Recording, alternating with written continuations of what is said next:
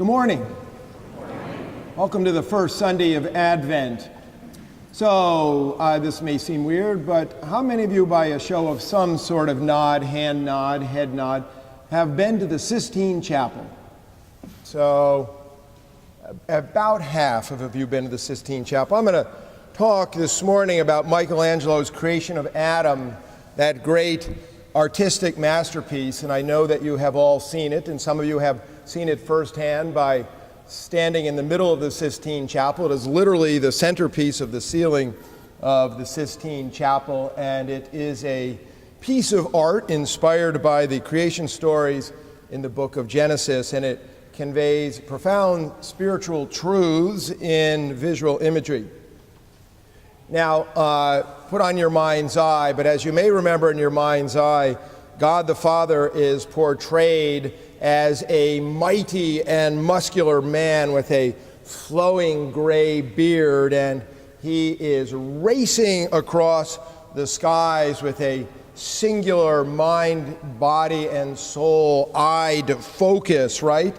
He is on a mission, and that mission, it comes right through his right outstretched powerful arm, and he is going to convey the divine energy to Adam, right? You all remember that. It's just unbelievable, and he's surrounded by angels in his mission. On the other side, Adam awaits, and he is lounging, and he is propped up on his right elbow, and he's seemingly barely able to hold himself up, and he is made in the image of God. He is beautiful, and he is brawny, but he is alive, right?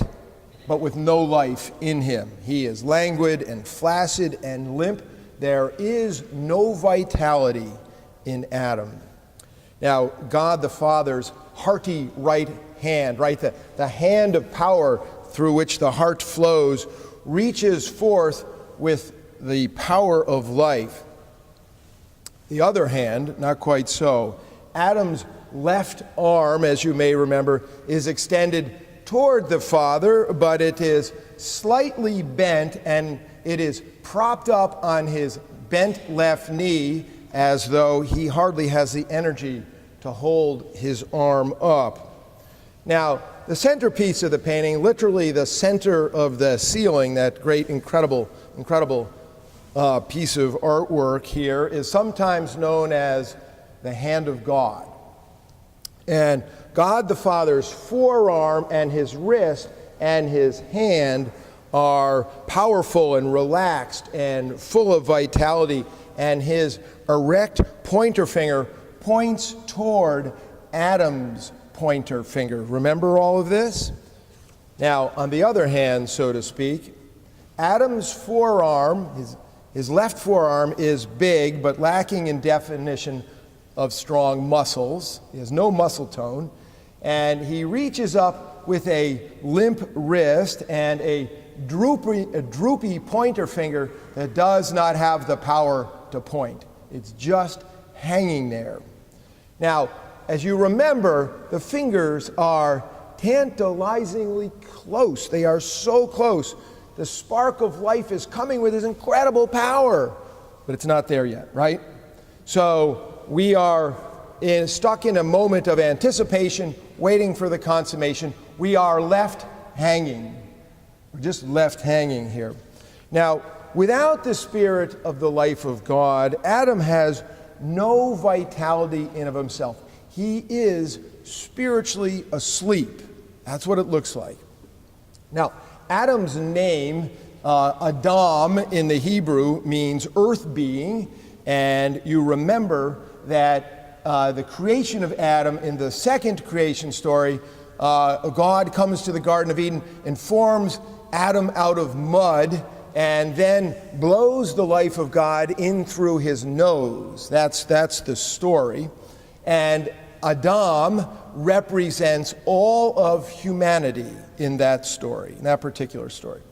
Now, we all know, as I look out at you, I'm sure of the truth of this, that we are like Adam. Sometimes we are alive, but spiritually asleep. You know, our spirits, our internal life is languid and flaccid and limp. And just as Adam has no vitality in and of himself, right? Without God, our spirits also have no power to be propelled by the power of God without the touch of God. This is not something we can crank up on our own with a few good night's sleeps and a few push-ups, right? When we are spiritually asleep, we are no longer reaching out for God, right? Awaiting the arrival of God's grace. As the hymn we just sang that had so many of the biblical, Jesus's biblical metaphors in it, and so much of the readings that we get on the first Sunday of Advent, you know, we are not being watchful. So that when we are spiritually asleep, right, the well of spiritual vitality that sits in the center of our souls, that well has gone dry. We are like the maidens in that parable who've let our lamps, haven't brought oil for our lamps, our oil's gotten too low, and we're not ready when the bridegroom comes, right? Now, Father Justin, as he announced here at the beginning, adorned in blue with all the symbols in the Advent wreath, the church year has begun anew with the first Sunday of Advent. And the first Sunday of Advent always has the same teachings, whether or not they come from the Gospel of Matthew. This year we are in the Markan cycle, and next year again to the Luke, and then of course back around the block we go. But no matter which of the Gospels it comes from, the teaching is always the same, and it is this: keep awake. That's the teaching. Stay awake, stay on guard, be ready, be prepared, and be watchful. This teaching is so profoundly important that it is the first teaching of the church, right? It is the first teaching of the church year. Wake up, and then wake up, or stay awake. And in the New Testament, spiritual wakefulness is so key, because if you are asleep, you miss God. It is that straight up. If you are spiritually asleep, you miss it, right? If you're not awake and you're not prepared, we might spend our lives like Adam, alive but spiritually dead. Now, we all know from our own experience that our prayer is waiting upon our God, right? That is the watchtower. It's how we stay spiritually awake, right? The practice of the presence of God through regular spiritual disciplines enlivens and awakens our spiritual senses. We have spiritual senses, not just the five senses of hearing and seeing and feeling and smelling and touching. I'm not sure I got five there, but you got the idea. We have those same senses inside of us, and they are only awakened by attention to them. And we are awakening for something that we must wait upon, right? Because the Lord does not come on schedule. The Lord is not manifested to us in any sort of epiphany, awareness of who the godness of Jesus is, when we want it, right? And sometimes we don't get it for a long enough period of time. We lose our spiritual disciplines and we drift away.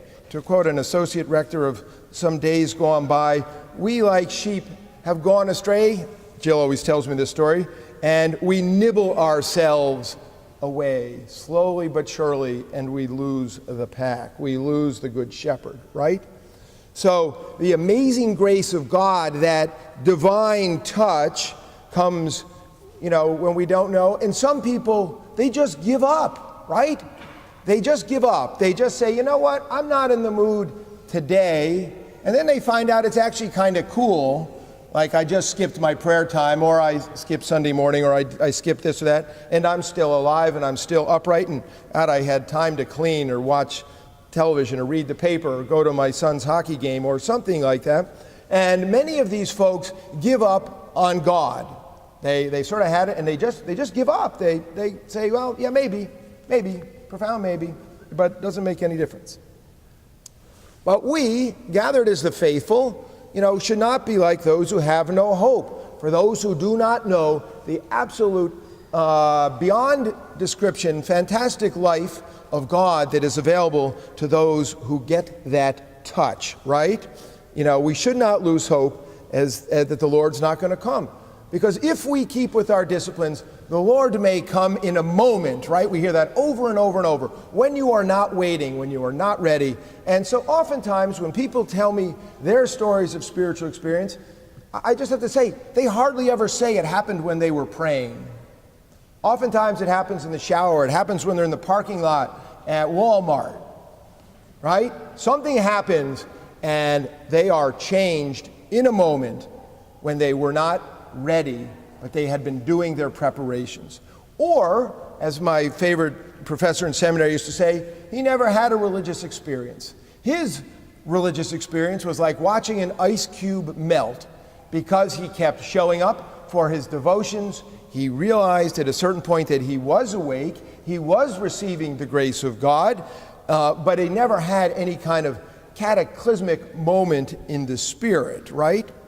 And then there are those who do have a he comes with clouds descending. They do have a mystical moment, a breakthrough moment, like the Son of Man coming in clouds with great power and glory. And since we are in the year of What the St. Francis, the shocking relevance of Francis today, I thought I'd just read to you very quickly a story of Francis receiving Christ in some sense through clouds of great glory. And he is, and some of you just were in class, he's on Mount Laverna in Italy, the holy mountain where he has gone to pray for 40 days and for 40 nights. And while he is there, while Francis was praying on the mountainside, he saw a seraph with 6 fiery and shining wings descend from the height of heaven.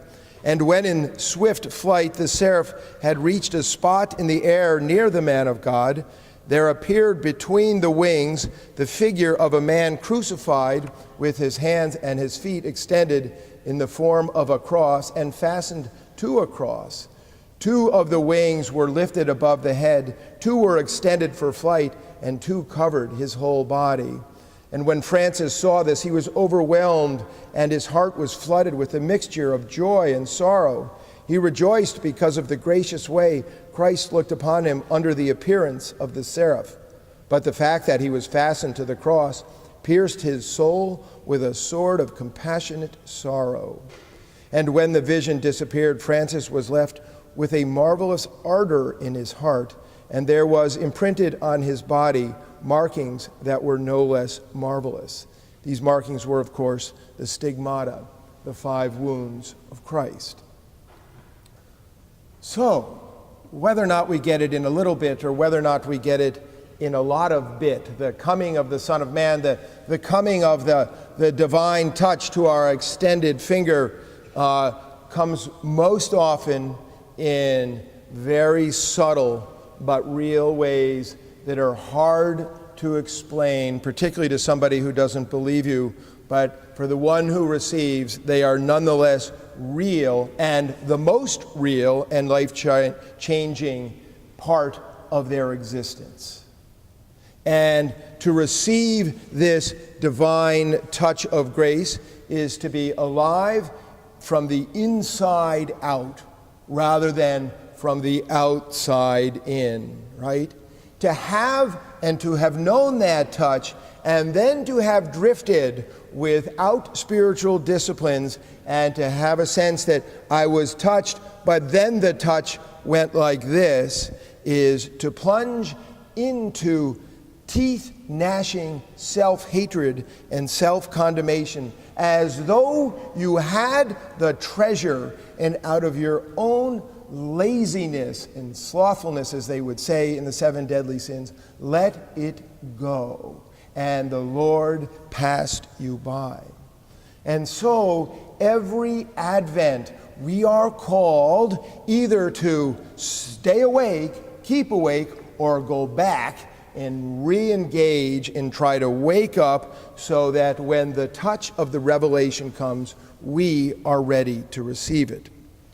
Now, If you say to me, I have absolutely no idea what you were talking about up there, dude, and I have no idea how to do what you're talking about, let me just give you a very, very simple formula that I will personally guarantee that if you follow it, you will awaken the spiritual senses in your soul. And here it is. Pray daily. It is best if you pray at the same time and in the same place, so that your spiritual memory muscles know what you're doing. When you go to a golf course, you start to swing a golf club. When you go to the place you pray, you begin to pray. If you do not know how to pray, buy a journal. And when you arrive, write the date in the journal and dump in any thoughts you have. And if you have no thoughts, don't dump in anything. In order to send yourself, to center yourself, ground yourself in the Word. Open the Bible and read it as though it was written to you that morning. Forget who wrote the Bible, whether or not you think it's true, or any other historical critical approach you might have. Read the Bible as though it was written to you that morning. The third thing is, be quiet. Sit in silence. Maranatha, come Lord Jesus. It's the last prayer in the New Testament, and lo, he is coming with clouds is the response to that prayer. If you call, he will come. You may have to wait a long time. Nobody knows the schedule. Be quiet. And lastly, when you're done, write anything you want in the journal, but whatever you do, say thank you. Have a little prayer of thanks, fold it up, and go upon your life. Now, if you do that twice a day, you'll be supercharged. Your spiritual senses will really get going. Every first Advent, we have the chance to begin again. None of us is perfect. We fall down in our disciplines all the time. But today, we get to begin again. So let's all begin again.